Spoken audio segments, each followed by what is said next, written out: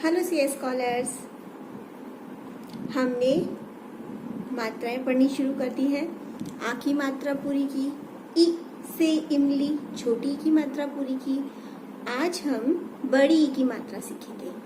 ई से ईख, ऊंचा होना सीख। जब हम छोटी की मात्रा बोलते हैं तो हम उसे थोड़ा जल्दी से बोलते हैं और उसमें हम अपना बायां हाथ उठाते हैं। ई से इमली खट्टी और मीठी। लेकिन जब हम बड़ी ई की मात्रा बोलते हैं तो हम अपना दायां हाथ उठाते हैं। ई से ईख, ऊंचा होना सीख। इस मात्रा को बोलते समय हम थोड़ा जल्दी से ना बोल के थोड़ा देर तक बोलते हैं। ई ई ई ई ई।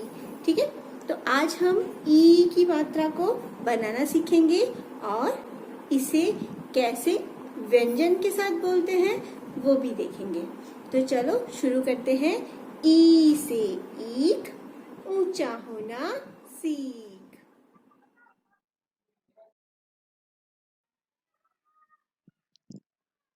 ई की मात्रा।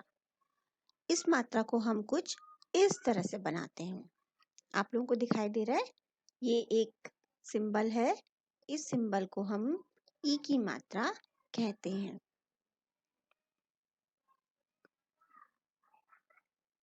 अब इस मात्रा को कैसे बनाते हैं ये हम देखते हैं। इस मात्रा को बनाने के लिए आपकी नोटबुक की जो सीधी लाइनें होती हैं उनमें हमें बनाना होता है पहले गोला और उसके बाद बनाना होता है एक डंडा।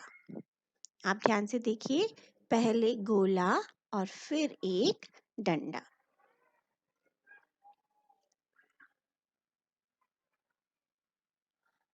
इस मात्रा को जब आप किसी व्यंजन के साथ लगाते हैं तो हमेशा, क्योंकि हम अपना दायां हाथ उठाते हैं राइट हैंड, तो इसलिए इस मात्रा को हम व्यंजन के दाईं तरफ लगाते हैं।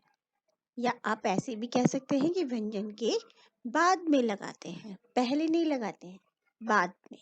क्योंकि इसका सिंबल क्या है, पहले गोला फिर डंडा। पहले बनाएंगे ये वाला गोला और फिर बनाएंगे ये डंडा।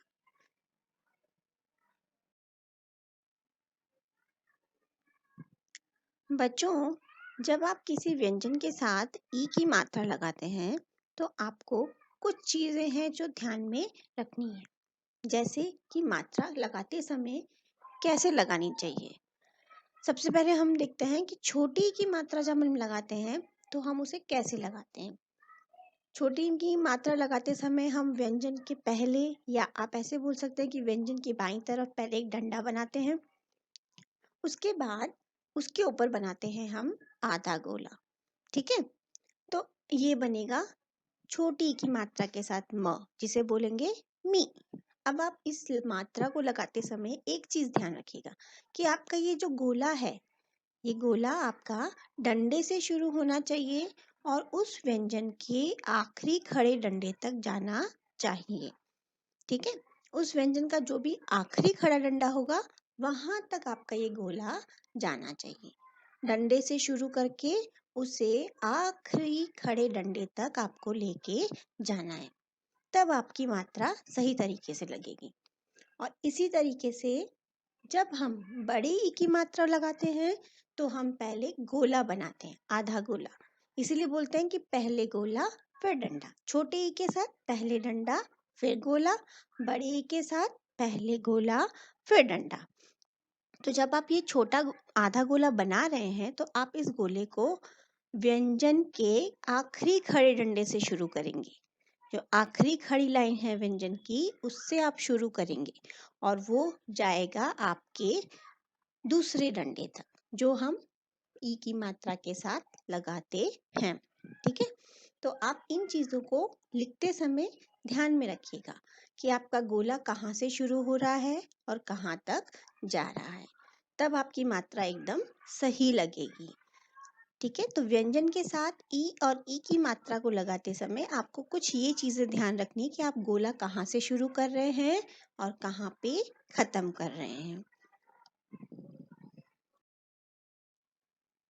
त के साथ हमने जब बड़ी की मात्रा लगाई तो बना ती, और उसके साथ हमने जोड़ा र तो बना तीर।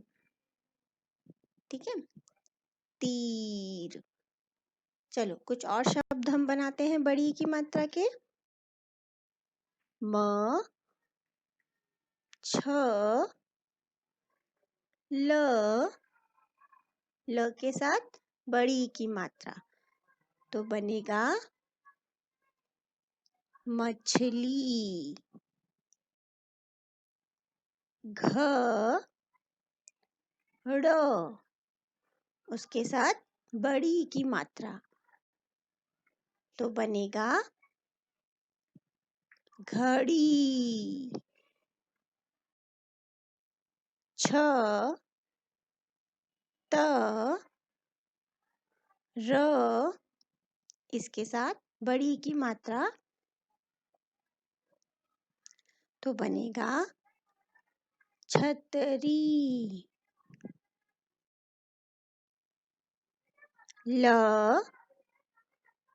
ड़ क, इसके साथ बड़ी की मात्रा तो बनेगा लड़की। तो देखा आपने, हमने बड़ी की मात्रा लगा के कितने सारे शब्द बनाए। आप इसका अभ्यास करिए। हम इस मात्रा के साथ जो पाठ है उसे हम अगले वीडियो में पढ़ेंगे। ठीक है, तब तक आप हर व्यंजन के साथ बड़ी की मात्रा लगाइए और बोलने का अभ्यास करिए।